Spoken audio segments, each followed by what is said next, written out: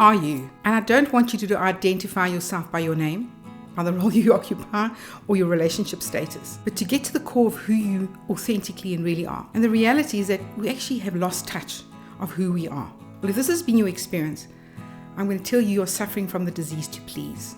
Because you know what happens is that you get tossed to and fro, and you landed up following everybody else's whim. Whatever they ask, whatever they expect, you start meeting their needs. And at the end of the day, you don't even know who you are, what you stand for any longer. And you'll end up feeling this unhappiness, this deep void in your life. And eventually, all your relationships start crumbling around you. And then you ask yourself, where have I gone wrong? What have I done? Well, in actual fact, the reality is you're not true to yourself. You know, I love that book from Lewis Carroll, The Alice in Wonderland, and this applies to your life. If you don't have any sense of intrinsic purpose or direction, it doesn't matter what you do. And you're going to land up leading a life that you're going to feel is devoid of emotions. And what starts happening, it starts becoming like the center of gravity. It starts pulling you deeper and deeper and deeper. And you start not wanting to even find any motivation till eventually you have no direction whatsoever.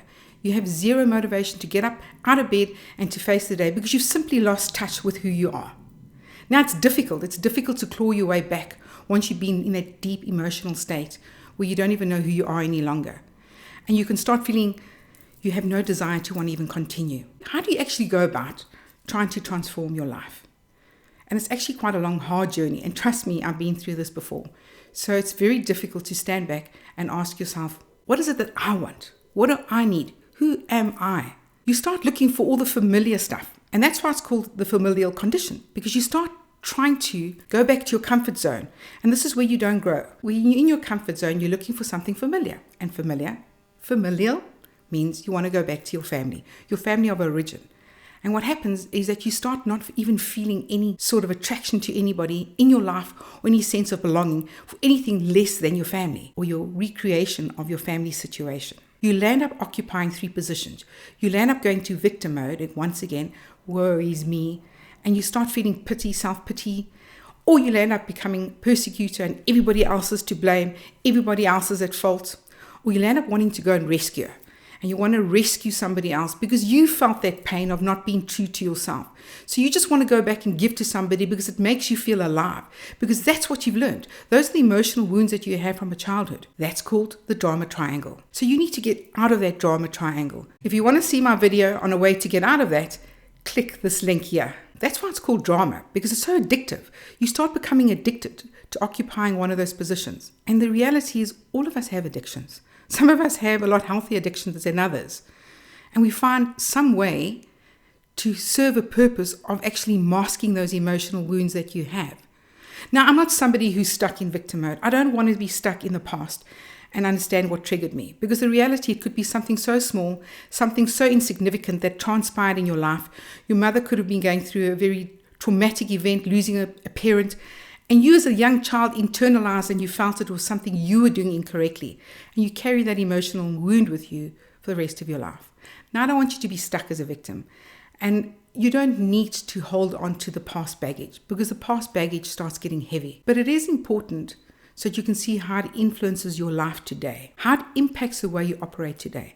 And once again, you've got to start off with the awareness. And if you are aware, emotionally aware of what is actually happening, and if you know who you are, what you want, and you have a form of identity, then you can start moving forward in your life and get out of that drama triangle. You need to understand who you are. And sometimes we're completely out of touch of who we are. We don't even know what our needs are any longer, because we've been so programmed, so conditioned that we live a life for everybody else that becomes actually meaningless, becomes robotic. Get up, repeat, rinse, repeat, and you continue doing the same actions day in, day out. Surely there's got to be more to life than this. Now that I've explained the condition that you get stuck in, give me in the comments, leave a line in terms of where you feel you're finding yourself being stuck. I want to know which one of those most accurately describe you. Where do you actually get stuck? And I will respond to you in the comment section. So I'm going to give you some tips to get out of that stuckness. And these tips are absolutely powerful, because you can take back your power, and it can get you connected with your true, authentic self. Now, the first thing is, and the starting point, understand that your emotions are actually the messages from your soul. They've been in touch with the true, authentic you. So take heed of those emotions. You know, when you're going to a concert and you suddenly feel the tears are welling up and pouring down your cheeks and you can't understand why you're feeling so emotional, just jot it down. Keep a record of all those moments where you felt very emotional, where you felt an extreme of any form of emotion, whether it be sadness, absolute happiness, delight. Any sort of extreme is a good indication of who you are and to start getting into touch with the true, authentic you. The next step is for you to learn to draw boundaries. I could never ever articulate and express what I wanted or what I need. I was unable to do so. And I can stand back now and I'm actually quite proud of myself that I learned to skillfully articulate what I need. In the past, I'd actually just go whichever way the wind blew and would comply with most people in terms of what they wanted, until I learned to realize that I kept on compromising myself, and the only way to get out of this was to actually express what I need. It's purely expressing the freedom of speech to express what is authentic to you, what is acceptable to you, and what is unacceptable to you. Equally so, the person on the receiving end can decide how much it means to them. And if you are really that meaningful to them in their life, it's quite simple. They can refrain from doing things that cause the relationship harm. But if you aren't that important to them and they decide just to ignore your requests, that's also okay.